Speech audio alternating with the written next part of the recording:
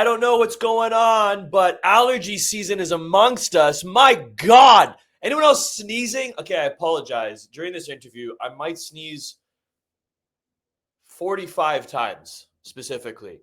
That's right, 45 times, because I don't know why, but the allergies are out there right now. It is brutal. I don't know who's blowing pollen in the air, but stop it. You stop it right now. I can't think. Anyways, welcome back to Entertainment 411. I am, of course, your host, Fareed. Yes, Danny. That's right. I'm high on allergies right now, so I'm a little dancy today. But anyways, I got a special guest for y'all. You guys have been watching for a long time. You're super engaging. You're super interactive. I love it. Keep it up.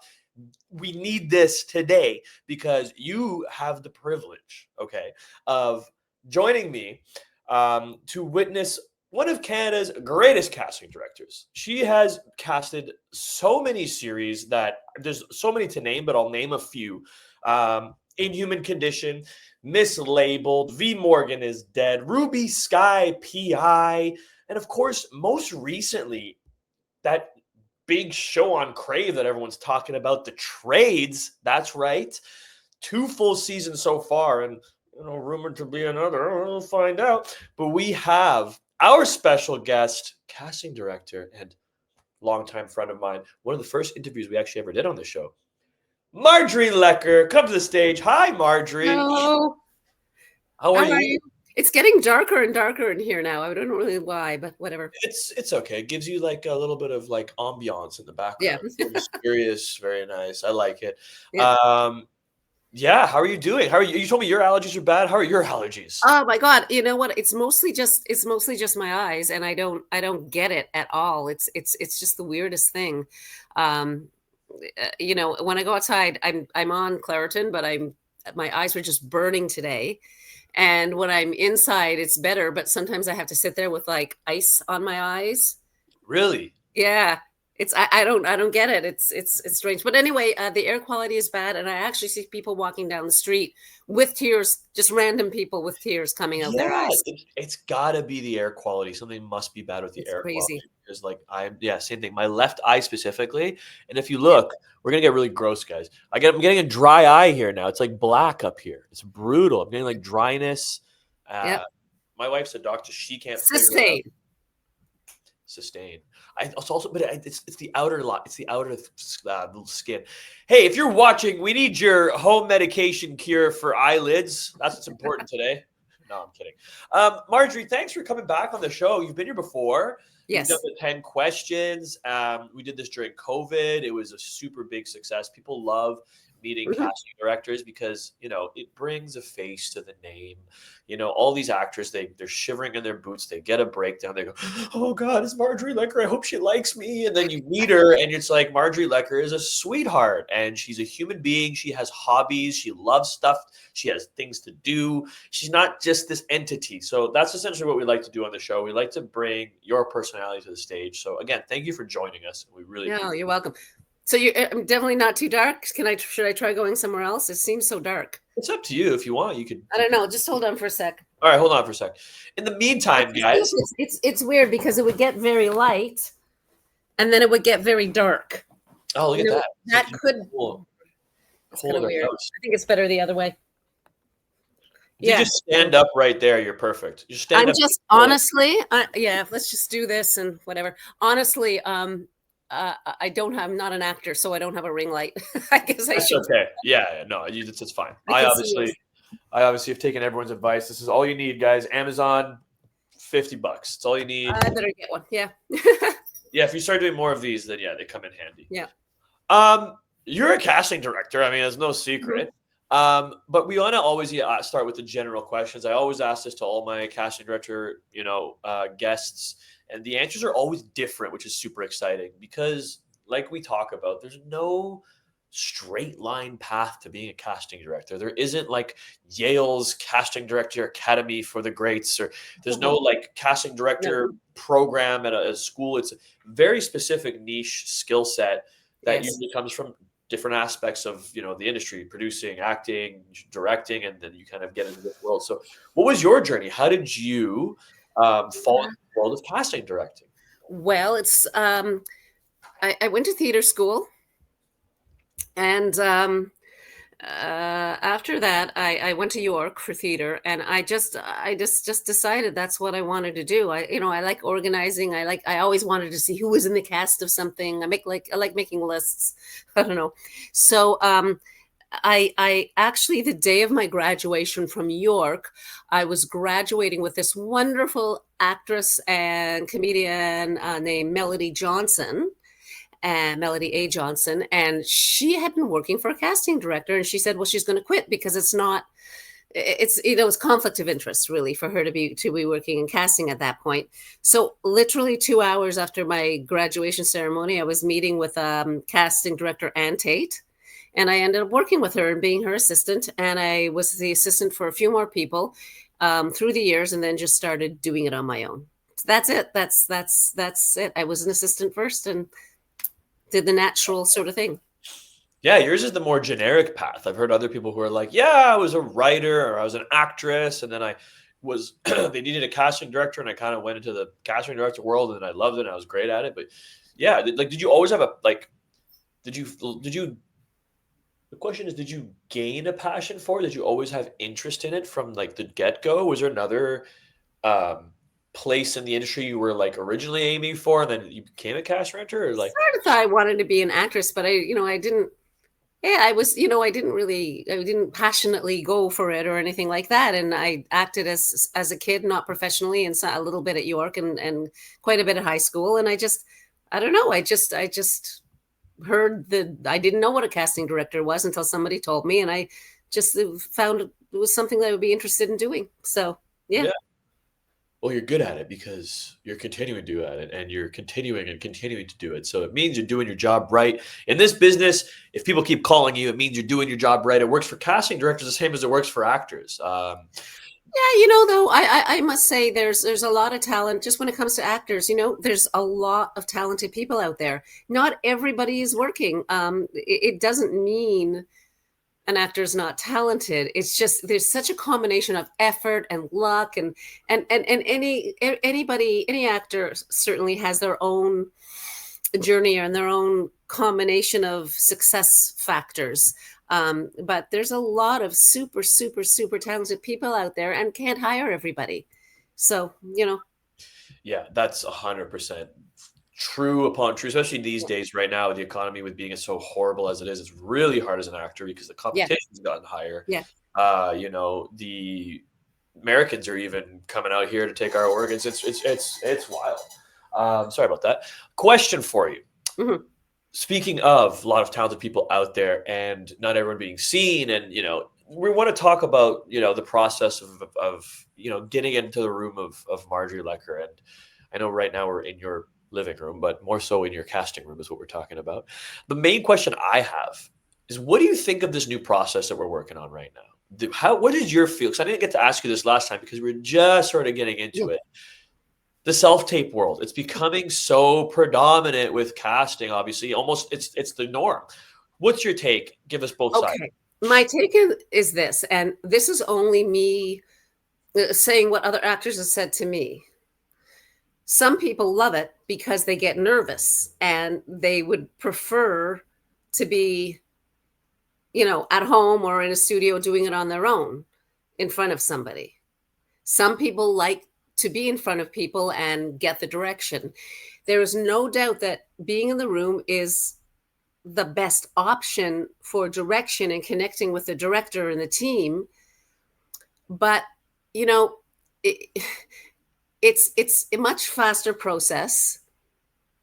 Let's put it this way. If you're in the States, and even if you're going to be seen in the room, they see so many people per part, regardless of self-taping, even in the room. So here in Canada, if we're self-taping, like for the trades, I had to self-tape because everybody was in Nova Scotia already, especially for this first season, and we were casting a lot more people outside of Nova Scotia. Everybody was already scouting, location scouting, and writing in Nova Scotia.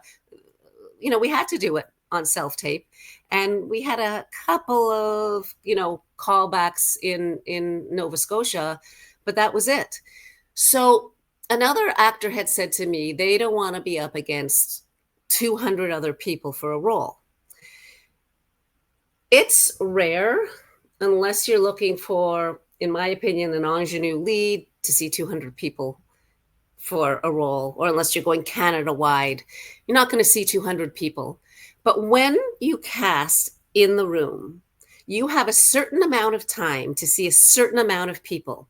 And as I mentioned before, there are so many talented actors, I would not be able to see everybody. If I'm going to self-tape, I can see more people. You, no matter how good you are not always going to get in the room. But if I'm going to self-tape, you have more of an opportunity of getting seen. So I know that some actors feel that there's more competition for them, but I'm saying you're getting seen. Yeah. I mean, I think it definitely resonates with for me personally, it resonates with the more seasoned actors who've built the rapport with the casting directors who know them. And so for us, it's like, oh man, now we got to self-tape. And we feel like, I'll say this, sometimes it feels like self-tapes, you're throwing tapes into the abyss. And it's just, you don't know what's happening with them. You don't get that feeling of like, hey, that felt great, or that didn't feel good, or hey, Marjorie really played around with me. I got some different versions. I kind of got that feeling of I might be right for this part. You kind of miss out on that. And I do agree the aura is missing. The aura of being in the room with the director and the casting director to showcase your chops. That's tough. But to your point, and we do have either in the room or virtual callback, sometimes virtual, which is a little harder sort of chemistry reads. Yeah. I think everybody does their best, but as I said, in a certain situation when people are all different places, you got to kind of do that anyway, Yeah.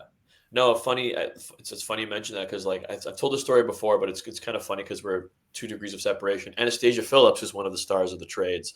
Was my co-star on Moonshine. She was one of the leads on Moonshine, and we had to do an entire chemistry test over Zoom. It was so weird, so hard. Were you both on Zoom, or were you together in the room? Together on Zoom, separately. Yeah. It was odd. It was me, her, and the director. And like I know she did a bunch of them because we were trying to find the right person to play the character that I was playing.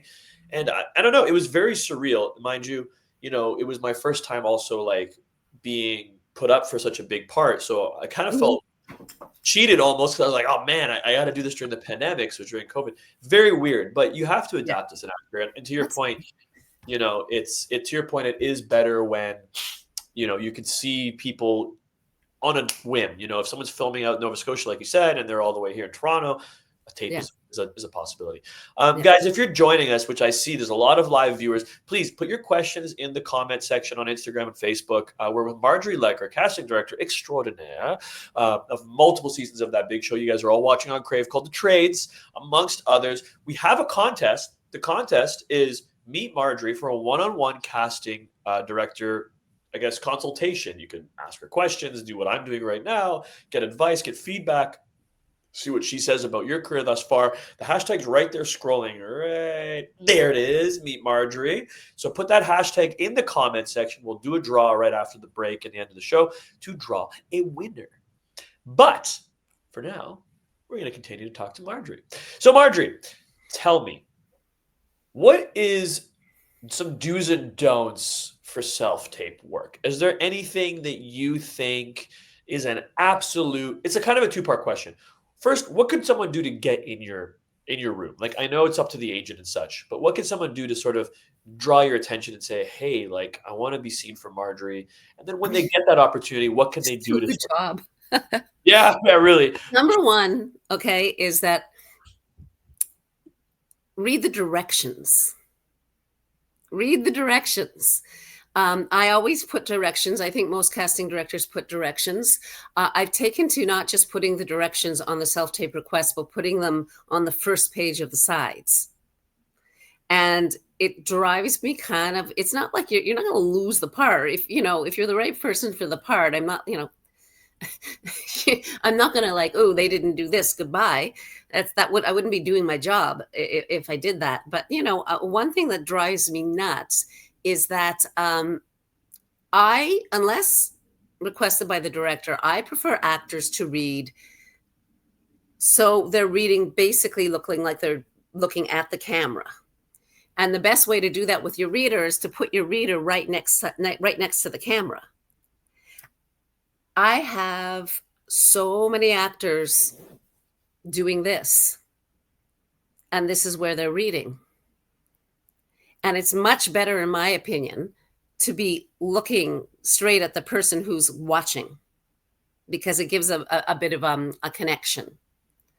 So that drives me nuts. The last thing I just did, I'm getting self-tapes in, and I actually put the directions on the top of the sides, and almost everybody is now looking at the basically looks like they're looking at the camera. So for me, follow the directions. There are reasons they're there. Please try, if you're not on the casting workbook, not to do this big, huge download that's going to be take like a long time to download, and it's going to be difficult to send, because then I'll have to download it to my computer and send it a different way. Yeah, do your work as an actor. I mean, I don't have your script with you if you want, but you've got to do that work. I can tell when an actor hasn't been doing their work, and they're not really there, and they're not really focusing on the scene. So that's the number one most important thing, is to do the number one, tied with read the directions. So I don't know. That's what I can tell you. I don't want people to worry too much about the lighting. Look at me here today, but worry about the lighting and worrying about all the technicals of it. Fareed, if you do a fantastic audition, and oh, you know what? I heard a dog barking. He's the best, but you know what? We're not going to cast him because there was a dog barking. It's not going to happen. Don't worry. Do the, everybody has a different system of how they want to tape. They have different equipment. Don't worry about it. As long as we can see you and hear you when you've done your work, don't freak out. Right. Don't, just do your best. I had an actor once in Montreal shooting something, and he had to self-tape late at night, and he put his phone on the bureau of his hotel room. He didn't read with anybody, and he just did it, and he got the part. Yeah, you see that with a lot of American tapes as well. Like they're just like doing it in their kitchen somewhere, but the acting is phenomenal. Yeah. I don't suggest it. You're not that kind of. We're maybe not there yet. Why? But yeah, I do agree with you on that. That's a very interesting point. What do you think of? I usually do this trick, and I don't know why, but for me, it personally gives a more dynamics feel in the audition. If you're talking to more than one person, only two. I wouldn't do it with like 5 people. Yeah. Just give yourself a separate eye line. Sure. It gives you like gives you some movement into the scene, so it's not so stagnant. Absolutely. And again, sometimes actors get really discombobulated about that. I don't know where I'm supposed to be looking. Just do what's natural. But as I said, for me personally, unless the director, requests something else, the main should be almost looking right down the barrel, and then achieving that by having your reader right by 100%. The camera, right by the camera, next to it like this. 100%. We have a question from the audience, because we always like to engage. Jonathan, long-time viewer. Also, Marjorie must have watched the show a lot, because my dogs are always barking. So you called me out right there. When requesting self-tapes from agents, on average, what percentage do you request non-union versus union? Well, if it's non-union show, I only audition non-union actors. When it's a union show, I can audition anybody I want, as long as there's, it's the majority of people are going to be the union anyway. And there are certain agreements within ACTRA, certain, different budgeted, CPIP, or there's a few others that you have to audition union actors. But It's just a regular IPA. You can audition who you want, but you're going to be auditioning more union actors, because that's who's out there, and that's who we need to see. But if there's somebody who is really, really great for the part, I'm not going to not see them, but I'm always going to, be seeing a lot of union actors. That's who's out there for a union job. There are sometimes, when we did, there was a one film we did, and it was a very, very, very specific role. And it was very physically specific. And the person we cast for the lead was not a union member, but the filmmaker just spoke to the union, and, she became a union member, and she said the reason we're not seeing tons of union people for this is just physically speaking, there's not many people who can fill this role, and the actor just joined the union. So, sometimes for a filmmaker, they just, if they can, they have a talk with the union, and they can make it come to an agreement. Absolutely, yeah. And people, I think the actors don't realize, like, for ACTRA, the rule is, like, if you are to cast somebody who's non-union, you have to show that you've auditioned like a certain amount of union actors and submit a list with their numbers. So if you're non-union, you book an ACTRA role, it is quite the feat, and it's not an easy task at all. It takes some work. So there's just so many good people out there, so many good union members. And that's not to say there are not some amazing non-union. The easiest thing to cast non-union are younger people in their 20s, because they're just coming out of school. They're just starting. So, and within a certain amount of time, they would become union. And, that's for an actor, that's ultimately what's going to be better for them. So, you catch them sometimes once in a while when I do non-union. I'm actually not doing a non-union film right now. Right. There you go. Guys, we see that you're entering the contest, but some of you are entering on Instagram. Please, if you can, move on over to Facebook. For some reason, our tool only works on the Facebook entries. So please go over to Facebook on the eBoss page. You will be able to watch this video there as well. And enter the hashtag #MeetMarjorie for your chance to win a one-on-one session with, of course, none other than Marjorie Lecker. Marjorie, agents. Now, I find that our industry, it's like, we think as actors, it's like your agent submits a tape, you do the tape, then you wait, then you do another tape, and you submit a tape, and you wait, you submit another tape.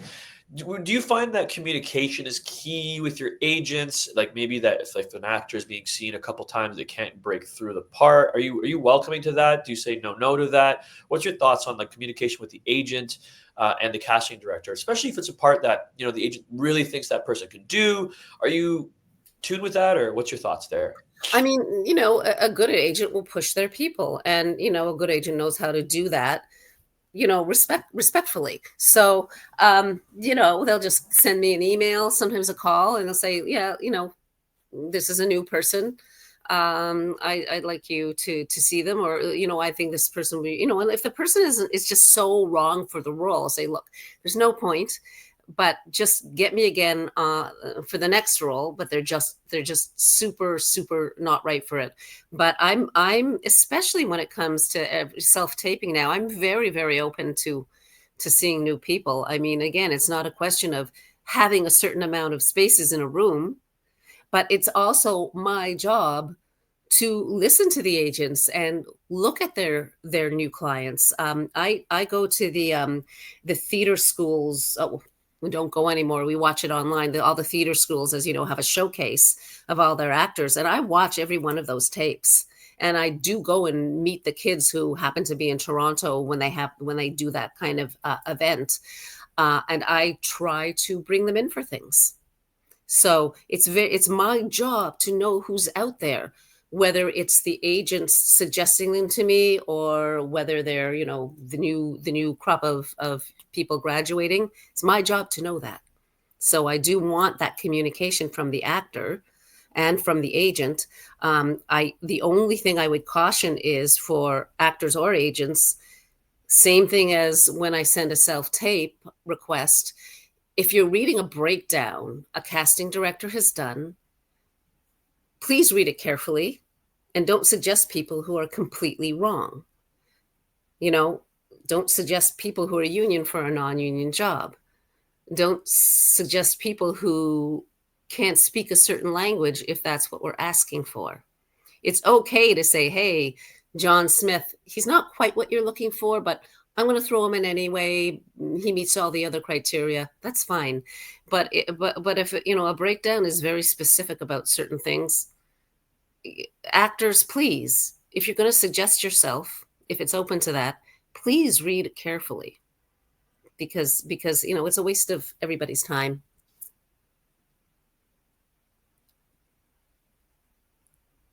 Yeah, no, that's absolutely correct. I mean, that's the thing, guys. If you're getting submitted, in my opinion, if you're getting submitted and you're getting called in for the interview, it means you're doing something right, and they keep calling you back. It means you're doing something right.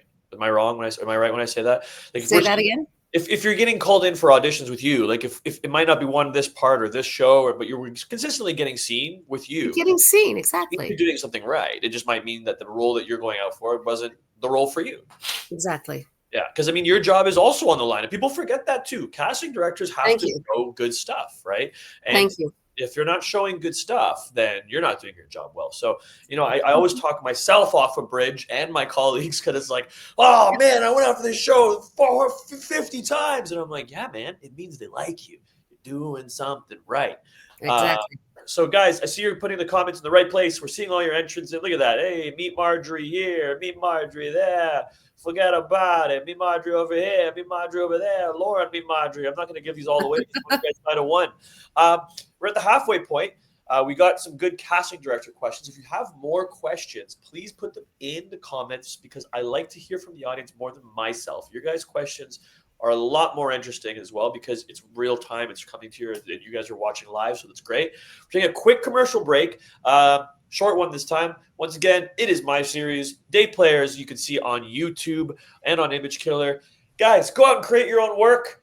Easier said than done, but it's possible. I did it. I had a lot more hair back then, and then I cut it off. So here's Day Players, and we'll be right back after these messages. You are a born protagonist. Look at you. You're a failed professional. Okay, I wouldn't say failed. You're a finding bastion of hope in a rundown old school. I mean, it's not that It bad. just happens to be shared by the only woman who ever broke your heart. What did you do? Shh. Just watch. I've got a lot of auditions lined up. Like, so many auditions. I can imagine. I can relate. I'm having so many bookings. Like, it's like a library, just books everywhere. That's right. You're looking at the host of Canada's Next Great Handyman. I nailed my audition, bro. They said they'd call me. Guys, I'm going to be the host of Canada's Next Great Handyman. You are looking at the host of Right over Okay, I'm feeling a little bit of hostility from you right now. Oh, please mansplain it to me so I can understand it better. Clearly you don't know what mansplaining is. Let me break it down for you.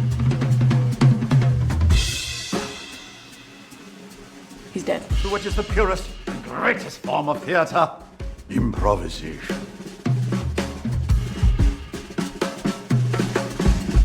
Told you I would eat you! I told you I would eat you! Woo! Let's go! I cannot watch this anymore. This is agony.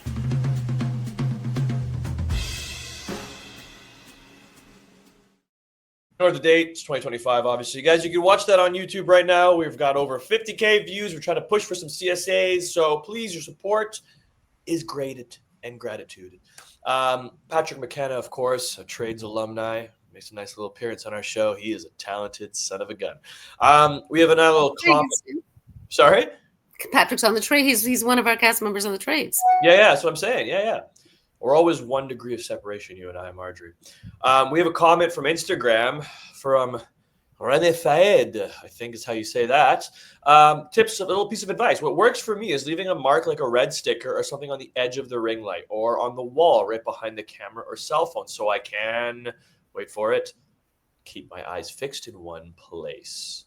What's your thought on that, Marjorie? Do you think that's a good skill? I don't understand. I don't get it, but that's fine. Again, everybody has. He takes a little piece of tape and he like puts it like where that picture is so that he has a eye line to focus on. I think that's what he's saying. Well, okay. I mean, if that's where the camera is, then that's fine. For me, as I said, I prefer it to be looking down the barrel and therefore putting your reader or, if your reader's in the room, right. When I read with people in person, I stand right next to the camera. That's the best way to do it. If that's what I suggest people do, unless they are asked to be looking like this somewhere else, my suggestion is to be seeming to be speaking to the person who's actually going to be watching it, because to me, it's a connection, but everybody has their own thing. Yeah, I think his point, I think what a lot of us do too, is because it's so hard to get readers. We'll have the reader on a phone.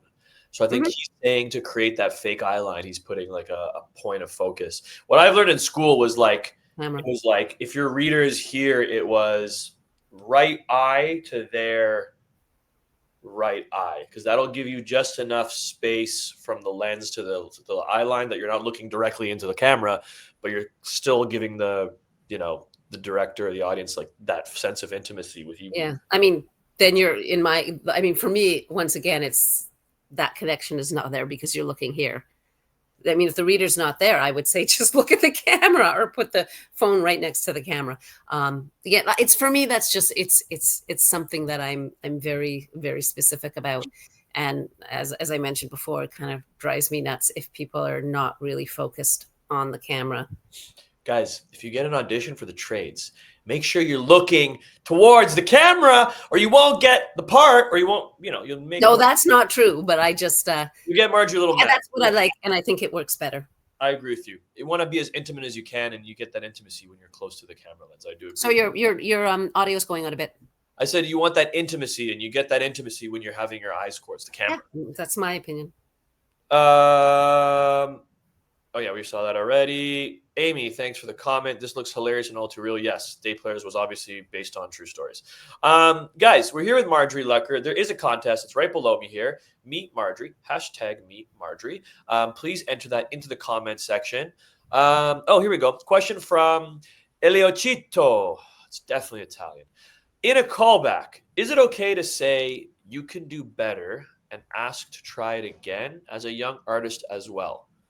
Not. I wouldn't say I can do that better. I would say, can I try that again? Yeah. I wouldn't go with the negative. Right. Never be in the negative. Just say, they've said, okay, thank you very much. I say, can I do another take? That's a good question. Yeah. Let's try another take. But don't do anything in the negative. Maybe I thought you're fantastic. And they're like, oh, why she want to do it again? That was really good. Okay. But it's just the way, it's just how you ask it. But, you know, it's your audition. You should be able to ask that. 100%. I do agree. A lot of times, even the casting director might even say, like, it's okay. That was good enough. Like, we're good. You could do one if you'd like. I've had it where, like, you know, I've booked a show where I asked to do it again, and the casting director was like, it was good. Because, believe me, the casting director wants you to succeed. And if they think you got the right take, I think then you're good.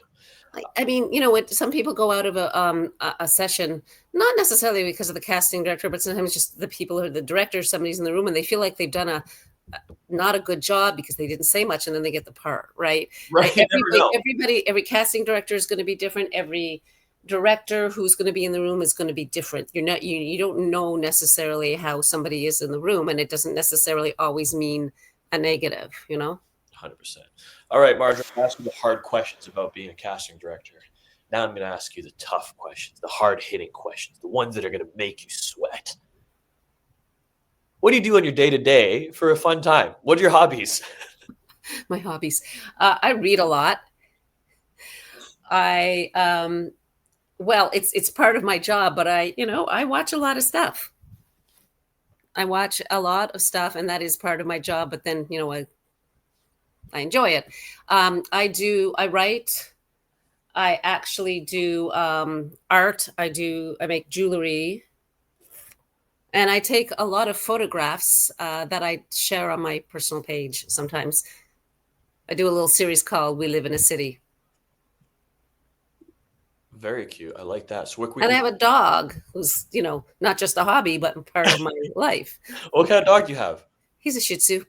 Nice. I have a Chihuahua who's just a shit. That's just it. Just full What's stop. his name? Her name's Kiki, and I didn't name it. My wife named the dog. I also have Nico, who's a big husky. So I have a fox and a hound. Don't ask me how that worked, but it's great. We love it. The Chihuahua is super cuddly, and like the husky's old and just wants to be on his own, and the Chihuahua is always climbing on top of his head. It's a great time. It's always a great time. My dog's named Remus Lupin. Remus Lupin. Oh, yeah. There we go. Yeah, there you go. What are the shows you're watching right now? What's something that you really, it doesn't have to be Canadian. I know we like to do Canadian. What's your show? What's your show right now? I watch a lot of documentaries. I like to see what's new. And I watch a whole lot of different things, different types of shows. My favorite type of shows, I have to say, are probably historical fiction. Like I love Downton Abbey. I'm watching The Gilded Age.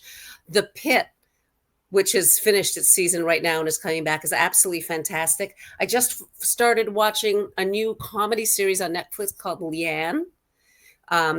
She's a stand-up comedian, and she's playing a woman, middle-aged woman whose husband leaves her. Her husband being paid by Canadian Ryan Stiles. I'm watching The Summer I Turned Pretty. I'm watching Ballard, which is a cop show. I love shows from the UK. I pretty much watch everything. Yeah. And I watch Friends and rerun all the time. Oh God, you gotta love Friends. Who doesn't like Friends? More guys, we're getting a lot of questions from the audience, which is great, Marjorie. It's a very, very engaging audience today, which is awesome. It means you're awesome, and it means people are interested to hear what you got to say. Laura Ty has a great question here. It's a long one, so bear with me. We'd love to hear more about your experiences and get your insight when you suggest actors who may not match the original character description, but who you believe are still a strong fit for the role. This often comes up when a role is written as Caucasian, but you see potential in a BIPOC talent and advocate for your casting. Can you share how often this happens and how you approach these conversations with producers and or directors? That is something that I discuss a lot, and I want to discuss a lot. It used to be back in the day that, there would be a lot of Caucasian people in the room and one or two people of color. We have to look at our world the way our world is. We do not have control about, who walks down the street, who's the bank manager, who's the police officer, who's working at the store, who's, your tax person, who's the doctor.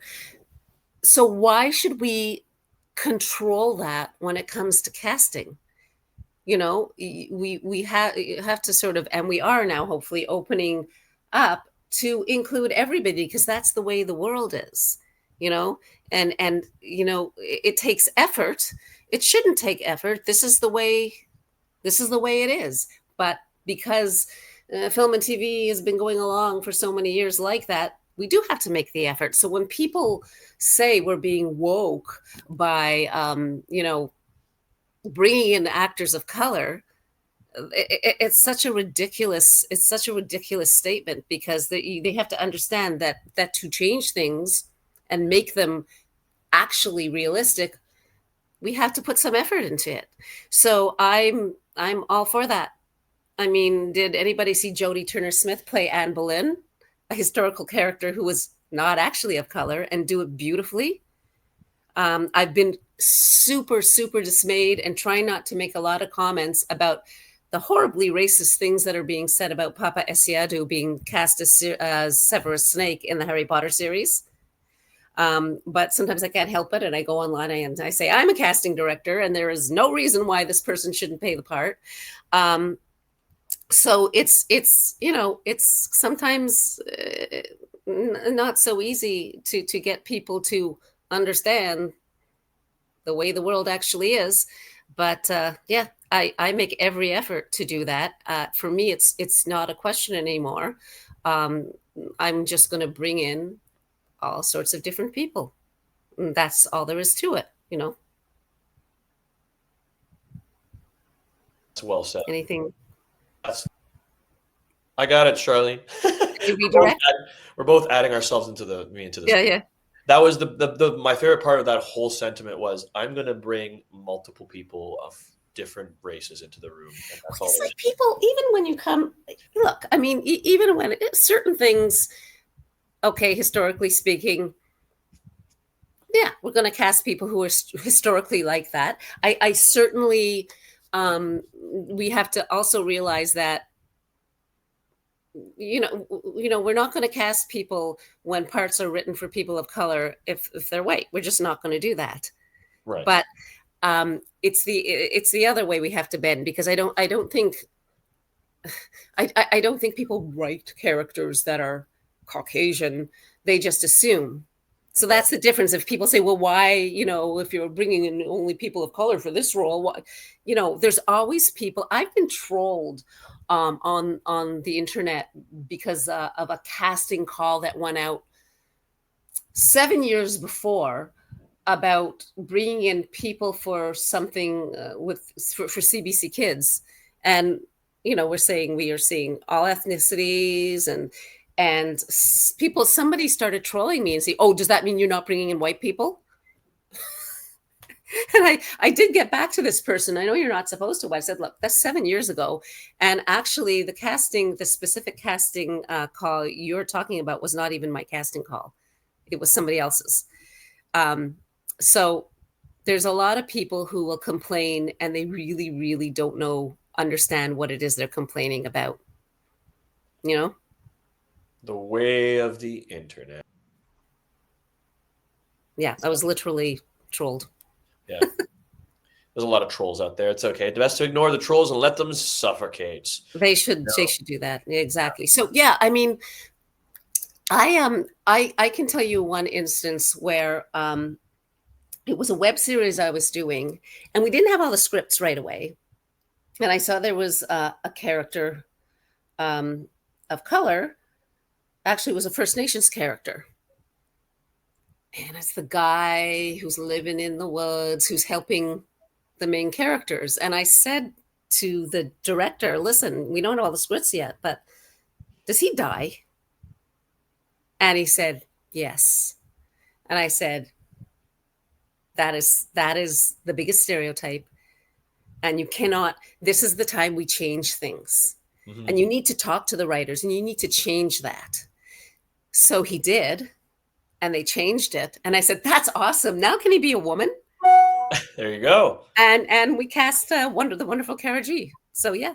There you go. You have to ask. You have to discuss things. If you, as a creator, as a casting director, if you see something that you feel needs to be changed or made more to the way the world is these days, you've got to say something. Respectfully say it, but you've got to say something. And I've done that many, many times. 100%. You know what? And that's absolutely true. All you have to do is have that conversation. Because a lot of times it's not malicious. It's just like you say, people just are like, blah, blah, blah. They're just used to it. And it's like, it wasn't never their intent. I think in a working environment, it's not malicious. I think, again, that's why, the internet is dangerous. It can be very malicious. 100%. Like the person whoever's, trolling me and trying to pinpoint me into being, whatever, woke or whatever it is, like the people who are making these horrible racist comments about the Harry Potter cast. In fact, the young girl who's playing Hermione is of mixed race. Yep. And J.K. Rowling had always said, in retrospect, Hermione should have been of color, and all the actresses in the stage play playing the older Hermione are Black actresses. There you go. So, you want to say something, and the idiots who are saying it, they don't always listen. But I've been, anytime I've commented on anything like that on the internet, I've had people thank me. So maybe it's worth it. But I do, you do, as we all do for certain reasons, we don't want to fall down that rabbit hole for too long because it's, it's weird out there. Yeah, it's weird out there. You heard it here first. Superman, hey. Hi, Tanya. Superman 2032 is going to be brown. All right. I just pissed off the internet there. Here we go. Tanya. Yes, Tanya. Thank you so much. Fareed and Marjorie, these conversations are so important and necessary. My question is around American talent. Marjorie, are you seeing more American actors be cast for smaller roles here? Yes, Tanya. Great question. Let's hear that take. Hot take. Cast, by the way, C-A-S-T. I mean, the shows that I'm working on right now are Canadian shows. The Trades is a Canadian show. And so far, everybody who's been on it has been Canadian. That's something that's been discussed by many people, friends of mine who are actors who are auditioning.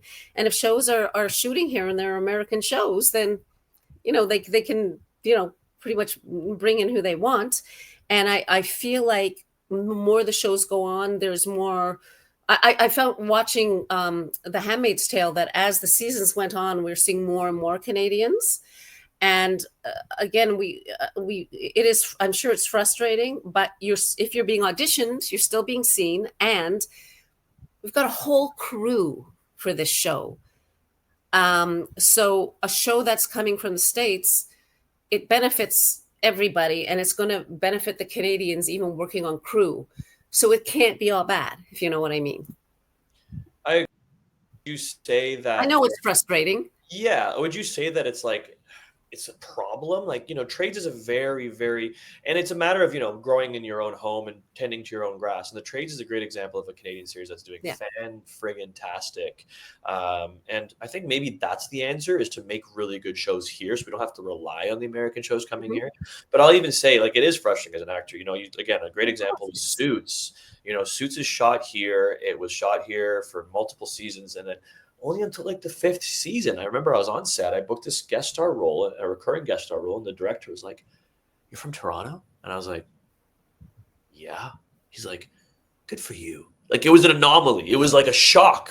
It's like it took up to 5 seasons before they started seeing Canadian talent for even these guest star spots. So, I wonder if it's a thing, a conversation with actors. Like, I feel like if you're coming into our place to shoot in our backyard and to use the tax credits, yes, you're creating work for us here as well through the back end of cast and what have you. But I feel like there's got to be a little bit of a co-pro balance with the actors. Like, and a lot of times what I've noticed the joke is the joke within all of our industry is that if you want to be a Canadian working on a big show that's American in Canada, you have to go to the States. Because a lot of the leads you see on like Suits, it's like Patrick J. Adams, Canadian grown, but living in Hollywood, and it's like, oh yeah, here's our Canadian cast. You know what I mean? It's kind of, it's ironic.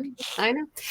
I again, like, I'm not working on those shows, and quite honestly, I feel like, well, I have worked on shows like that, but I feel like the best people to talk to and have conversations with about our ACTRA, because casting directors in town, we want our Canadian talent to be cast. But we are also working with, these are our clients. So I think the best people to have those sort of conversations with, to get some sort of clarity for yourselves, is probably ACTRA. But, 100%. And you know what I'll say too is COVID, people, like, it was kind of odd. Like, COVID was like almost beneficial to Canadians. I feel like it was weird in the sense that the shows that we're filming here, they could only cast Canadians because of the whole isolation thing. And it kind of became a thing of like, oh, wow, we have a lot of good talent here. Whereas some roles they might have gotten outsourced to the States, Yeah. And we found a lot of Canadians working on Canadian shows that had like American funding and such. Moonshine is a great example. A lot of cast on that show, the majority of which are all Canadian, because the production can only afford so many Americans to bring in, isolate, and keep. So well, there's a great movie that I cast a few years ago that is now available on CBC Gem, I believe, called Something You Said Last Night. And that film is a Canadian film, a Canadian, I guess, indie film. And the filmmaker, Louise DeFilippis, wonderful trans filmmaker, her family would go to Florida every summer and spend a week in Florida. So she wrote this script about her family going to Florida. So in the beginning, I was just going to cast the family, and they were going to cast everything else in Florida, just because that's where they were shooting, because that's what it was based on. And then COVID happened, and they moved it to Aurelia. I mean, it wasn't even set in Florida anymore. It was set in Aurelia. What a pivot. Everybody was Canadian. So it worked, COVID worked out. Yeah, there you go. For that. Absolutely. Kelly, writing diverse characters is important. It's important that the voice is authentic. I love your insights. Yes, Kelly, I couldn't agree more. Amy Stricker. Amy Stricker. I'm very interested in this, as I'm an American in Vancouver and trying out how to get seen by casting. So here's another flip side version of that, where an American is having a hard time being seen. I mean, the thing is, if something's a Canadian production, they do, depending on what province is in tax-wise, you have to have paid taxes in that province for the previous tax year. So with Nova Scotia, in the trades, it's a co-pro between Nova Scotia and Ontario. But last season we did, 60% of the new cast, if not more, came from Nova Scotia. And people will say, well, I can go to Nova Scotia and I can give myself an address there, but it's a question of paying the taxes. Yeah. you know, and it really gives, you know, especially in Nova Scotia, it's such a wonderful amount of actors there, and it's wonderful to be able to see them and cast them. So, you know what I mean? I don't know what to say. You're an American in Vancouver. It kind of depends on the shows that you're auditioning for. 100%. Really, again, if you have an agent, your agent is the best person to speak to about that. I don't know. Otherwise, I'm not sure what to tell you. Yeah, no, I agree. Shout out to the people in Nova Scotia, my second home. I love it there. Lived out in Hubbard's for 3 years and 4 months of the 3 years, and it was just, I have an affinity there for it. And there is a lot of talented actors in that province, let me tell you. Shout out to my boy Kalen, who's watching from Nova Scotia. Great actor. Question from Instagram over here, but first, Naomi. Meet Marjorie. So glad I came across this on Instagram. Thanks for sharing this. Thank you, Naomi. Always glad to have you guys watching. Marvin Cody 95. Do you look for edits in self-tape, or should it just be as much of a one-shot as possible? I don't care per se, as long as you've done your work and you give a good performance. Please don't do anything fancy. I remember one person did this. He's like this, and the shot's this, and then the next shot's like this, and the next shot's like this. Again, don't be fancy. Don't edit wise. Just if you feel that something needs to be taken out, take it out. I just want to see a good read. That I read. That's really all I want to see. So that's kind of up to you. You know, again, just focus on your read. Don't kill yourself. Little glitches happen sometimes. That's not going to lose you the part. Yeah, absolutely. Fade to black in between takes is all I do. That's it. No star wipe, no special effects, no gunshots, no special effects, no weapons, no makeup. I should probably use more makeup. Just kidding. Kelly, great question. If you don't have an agent and have some content, what else can you do to get noticed by casting? You should be part of the different platforms. Certainly the workbook. It used to be the casting workbook. Now it's the workbook. And put yourself on there. I think it's very important for all actors, whether you have representation or not, to put some sort of reel, some sort of footage of yourself with your profile, with your picture and resume. If you don't have footage from any work you've done yet, that's fine. Just put in a couple of things from your class, any class work you've done, just so we can see something. Because sometimes I get frustrated because actors with agents don't have any footage. Sometimes I need to see it. Sometimes I need to send it to producers and directors. And then I have to call the agent and ask them for the footage, or I have to go on the internet and find the footage or their demo reels myself. So it's very important, in my opinion, to put those reels on your profiles. But if you don't have an agent, you should be part of different casting platforms. Make sure that it's nothing that's going to be a scam. And when you're looking for an agent, please make sure it's not a scam. There's two agency associations. One's TAMAC. I can't remember the name of the other association now. It's an association for mostly agents who have non-union actors. And those agents are legit. Yeah. Anytime any agents are asking you for money or using their own internal photographers, those are all no-nos. Agents should not be asking you for any sort of money other than your 15% for any on-camera work, or 10%, I believe it is, for theater, for any work they get you. Oh yeah, there's Charlene for that. For any work they get you. They should not be making you take their courses. They should not be making you use their photographer. They should know there's no initiation fee. There's no registration fee. There is nothing but that percentage for the work that they get you. 100%. Allison Walker. Nova Scotia is the best. My son was on Moonshine first as a background, then was cast. It was the best. Love seeing you on your scooter. I used to scooter around Nova Scotia to get to set. It was a good time. Anas, longtime watcher as well. Good to see you again, buddy. Oh, I know Anas. Hi, Anas. Hello, Anas. Do some agents have better reach with casting than others? That's a fair question. I would say so, but you'd have to speak to the other casting directors.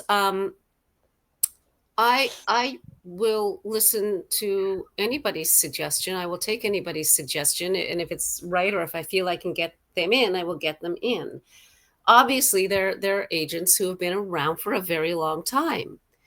So you're gonna really trust who they have, who they bring in, who their new clients are. Absolutely. But again, if I'm not going to listen to agent suggestions, if I'm not going to give them the time of day, then I'm not going to be doing my job. You know, it's not my job to turn my nose up and say, well, I'll just listen to these people. That would be, I'd be shooting myself in the foot, because there's lots of people out there. There's lots of talent out there, and it doesn't cost me anything to consider. So, but as far as, you know, again, different casting directors, different opinions. Absolutely. 100%. Guys, we've been chatting with Marjorie Lecker, and you guys have been entering the contest. We thank you. A few more minutes left, so I just want to remind you guys, hashtag meet Marjorie on the bottom in order to enter our contest to meet Marjorie with a one-on-one Zoom session. Here's a good question. God, you guys are really interactive today. I love it. Question from Eleochito Official. I like saying that a lot. Is it considered a negative thing to switch agents if you don't quit? No, I mean, that's your career. Now, through the years, all of us know that there are certain actors who agent hop a lot. It's like, oh, John Smith, he's not with that agent anymore. And like, you know, 2 years later, oh wait, he's not with that agent anymore. So I don't know. I mean, again, it's really none of my business. And if an actor is showing up to set and doing their job, so they're switching agents. But you also, again, this is sort of a very good, if you haven't, you guys, I don't know if you ever do, but have an agent in and interview an agent, because, you know, you have to be clear when you have an agent. You and that person have to have the chemistry. That person have to agree on the path you want to take with your career. And you as an actor have to be very specific and know what you want in your career, because there's many different ways, you know, to target yourself and to have your career. And most agents, if you've got a good agent, they want to see that. Well, they want to see that you know what you want, and you have to be able to communicate with them. So yeah, that's all I can say. You know, people, it's hard to get an agent these days. If you go on with an agent you're not too sure about, just go with it and see how it goes. And perhaps if it's time to change and you're able to change, then do it. But it doesn't make a difference to me if you switch agents. You know, you should not be with more than one agent at a time, which sometimes happens. Absolutely. Rien Faid, what's Fayad? I can't say that. I wish I knew how to say that. It's a great name. It's close to Farid. You're just missing the R. What's the best advice for getting to know people in the industry without being overbearing? This is a great question. Common sense, be yourself. You know, I think the best way is I think everybody, I do this myself when I'm trying to get hold of producers, see if they want to hire me. Never have in your head that somebody is going to be negative toward you. Because really, when you're trying to get a job, if you're trying to, you know, make a connection with somebody, if they don't know you, they're going to be relatively neutral toward you. They're not going to be negative toward you. You have to keep that in mind. There's not going to be any, you know, arrows out to, you know, to get you if you make contact with somebody. But you do have to have a bit of common sense, and you do have to be respectful. The best way to do that is to be chill, be yourself. Be honest. Don't try to think up something smart to say, and don't try to think up anything cute to say. Just say what you want to say, and be respectful, and, you know, use your common sense. I would add to network. Going to events is great. Monologue slams, TIFF events, parties, those sort of things. ACTRA awards, maybe Street awards if you're so lucky, you know.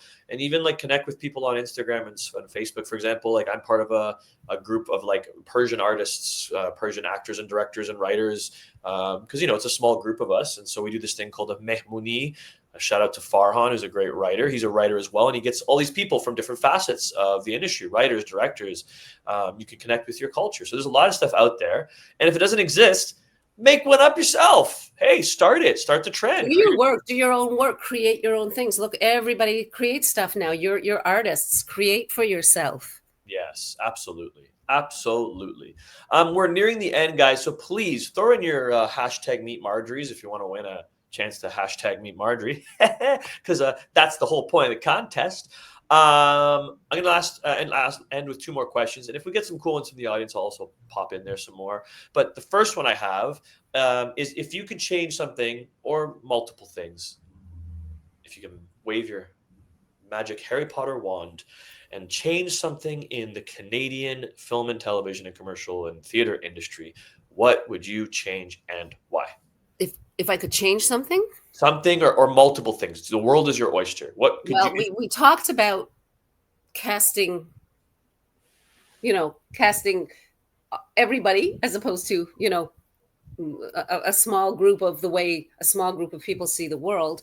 I do feel it's also, we need to sort of look at the way women are written, how often women are written, how often young or old women are written.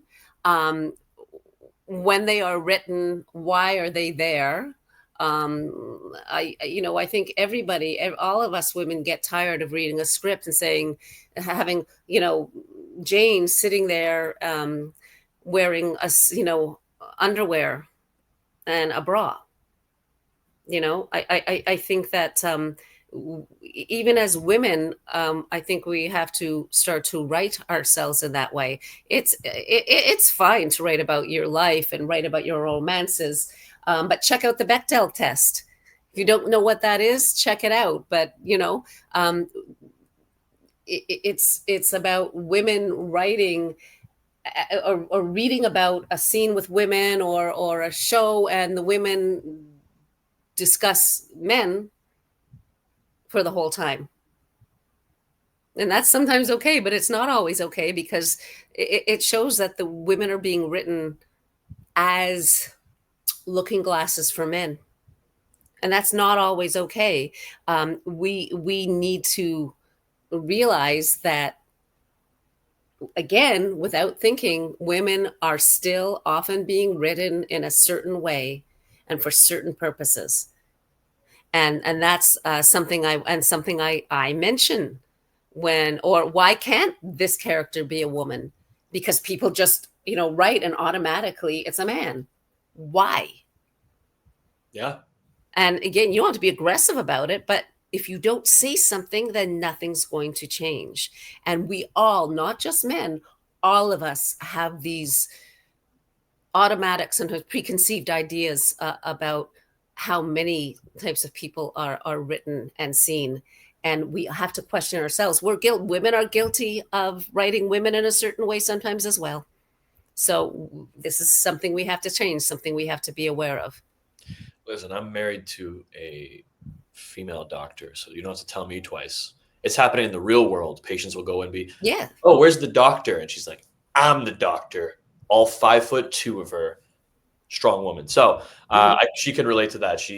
So there you go. That's it. Like, I can see that in real life. So it's not a surprise that it still happens in our industry. But to the point, people in these positions, like you say, go open your eyes, go look and see who the scientists, doctors, lawyers, casting directors, showrunners are. It's a lot of women as well. So there's no reason why they shouldn't be represented in TV and film as well. You have to light the candle a bit 100%. For something to happen. Yes. Spark it a little bit. Get a little spark going. Yeah. Thank you for your time. Always learning. Thank you, Linda. Tanya, of course, said yes. Big balloons or whatever those little things are called. 2 more questions and maybe a few more for the audience. We all have our mentors, mentors, plural or singular, that have, paved our way in the industry and who have, guided us in life and got us to where we are, the little lift, if you will, to get us to the top of the hill. Who is your mentor, mentors, and why, and what would you like to say to them? Well, casting wise, I had four really great bosses. I had Ann Tate, Arlene Berman, Claire Walker, and Karen Hazard, who's not with us anymore, but she's one of the first casting directors in Canada. And I worked with her for many years. So just work-wise, I say those were my mentors. But I learn from everybody I work with. I learn from the directors because I like to hear what they want and how they want things. And that will influence me. I feel like the greatest things I've learned are from actors. Because, you know, when an actor speaks up about something I might not have thought of, that will sometimes change the way I will work. I mean, that whole story I told about, you know, the First Nations character who was going to die. I did that because of an actor coming in many years before and saying, this character you're bringing me in for is going to die, and that's a stereotype, and I'm not going to stand for it. And he left. That actor taught me something. So I find that, you know, my job is actors. So how can I not learn from the people that I cast and the people I bring in? So I would say that's the key, the golden key are the people that are the focus of my work, who are actors. Absolutely. Well said. And big ups to that actor who decided to do that, and good for that person for standing up and saying what they said. Must have been jarring at first, but I mean, for you, quite eye-opening as well. Oh, that actor?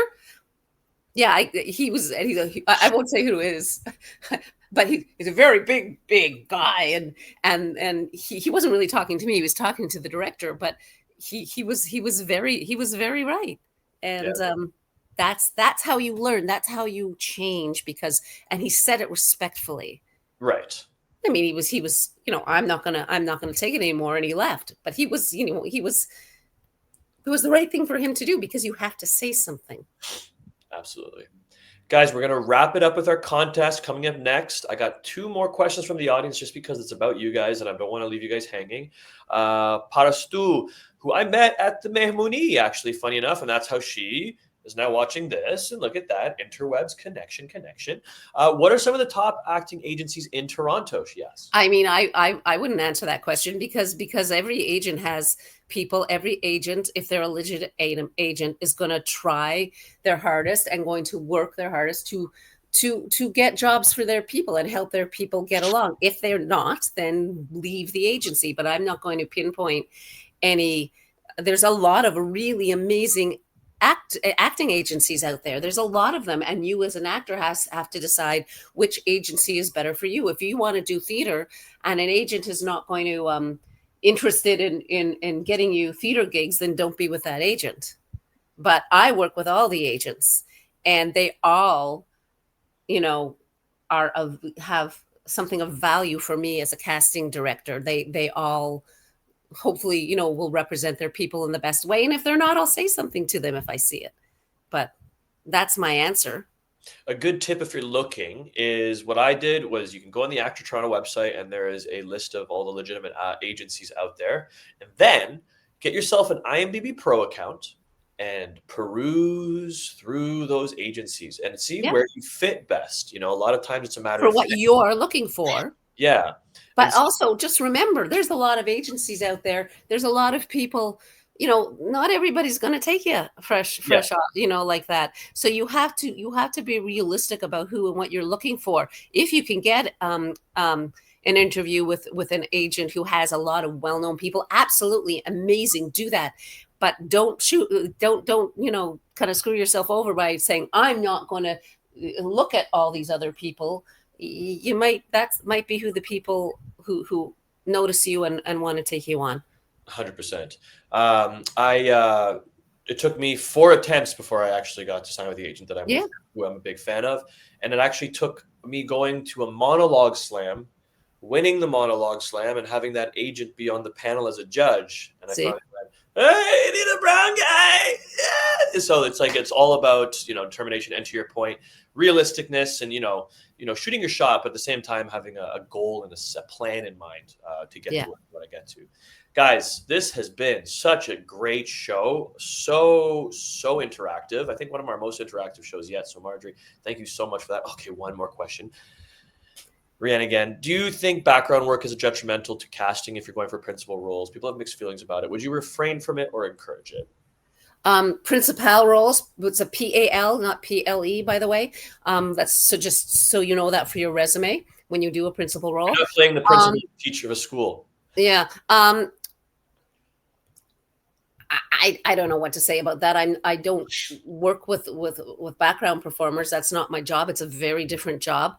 Yeah, I mean, if you gonna get some background performer work, do it. Don't put it on your resume, because I can tell right away it's background performer work and it's not relevant to me when it comes to your acting experience. I'd much rather see your the classes you take or any of the plays you're doing or something like that. So if you're going to do background work and you want to maybe get on set and get used to it a little bit, sure, do it. But it makes a zero impression on me as a casting director, because I'm looking for the work that you do as an actor, not as background. But you know what? It's always, if it, you know, it could be good experience. It could be beneficial. You see a lot, you get to talk to a lot of people, you meet people. So everybody's different when it comes to that. Some people want to just concentrate on doing their craft. But you know, again, every situation is different. Absolutely. All right, guys. Oh, Charlene added a question. You guys are just won't stop, can't stop. Okay, how important is it to start doing accents as a young artist? I think it's important. I think it's good to have that in your pocket. Just make sure you're doing it right. There's a lot of different ways you can do it. Certainly, if you happen to just get an audition and there's an accent I don't know, just find something find a show online that has that accent. But I think it's a great skill to have. If that comes up, and it's just another way to work on your craft. You know, I also love to encourage authentic accents and not to lose it like completely. I mean, look at people in the UK. How many dialects are there in the UK? Yeah, like 26 easily. But like even people who come from the Middle East or stuff, like, you know, when I was young, I was like, you know what, this actually makes you unique and it makes you you. As long as you're able to be understood, it gives you a little bit of charm, of edge, if you do something different. Kind of like, you know, Warren Herzog, you know, look at him. He's got his strong Swiss German accent. Yeah. It's made him who he is. So it's nice to have your, you know, your roots ingrained in you. Guys, contest time. Woo, contest time.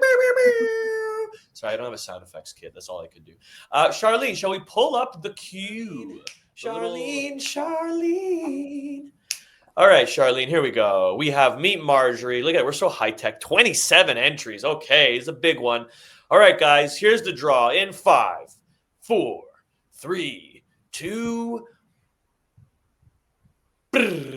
Whoa. Our winner today is Marion Jacobs. Congratulations, Marion Jacobs. And it's a great picture. Yeah, it's a great picture. Looks like she's like winning. Looks like she won. Yeah, she's like, "Hi, I won." Please send us an email below. It's going to be listed in the chat. Charlene's going to post it there for you to, there it is, ebosscanada@gmail.com. We'll put it in your chat as well on Facebook. Be sure to send us an email. We'll reach out with Marjorie, and she'll schedule a time that she can meet you on Zoom and get a little chat going there, guys. Marjorie, what an amazing show. I learned a lot. More importantly, the audience seems to have learned a lot. Marion Jacobs, yahoo! And her face. Yeah. So thank you so much for being here. Again, it was an absolutely extremely engaging show. And to me, that's always a win. I always love to see when our audience is asking the questions, because that's what the show is here for. So guys, please make sure you follow us on eBoss on Facebook and Instagram, and stay tuned. We have a lot of exciting guests coming up. I'm sure Marjorie will be back at some point. Any casting news will be there. Anything that's going to be cast, you guys can take a look. You can see it. It's going to be posted. You can rewatch this interview. It's going to be on YouTube and Facebook if you want to share it with your friends. If you want to watch it again and you missed maybe something that she was talking about. So please, guys, tune in. Hit that like and that subscribe button on our channel, and be sure to follow us and, you know, all the good stuff. Any last words, Marjorie, before you go? Thank you, everybody, for listening. And yeah, I mean, I hope to see you at some point. Good luck to everybody. Remember to enjoy it. As much as it's a hard business, enjoy it. If you're not enjoying it, think about it and see where you can pull the joy from again. Essentially 411, Marjorie Lecker, casting director extraordinaire. Make sure you guys watch the trades on Crave. It is streaming now. Learn your Canadian shows. That is it for everyone tonight. Go and get your dinner. Go eat your food. I didn't even sneeze once. I think we found the cure. I just got to keep talking. I said 50 times. My eyes don't hurt right now. That's there good. you go. We're just going to do this for an hour. No, I'm kidding. All right, guys. Good night, everybody. Bye.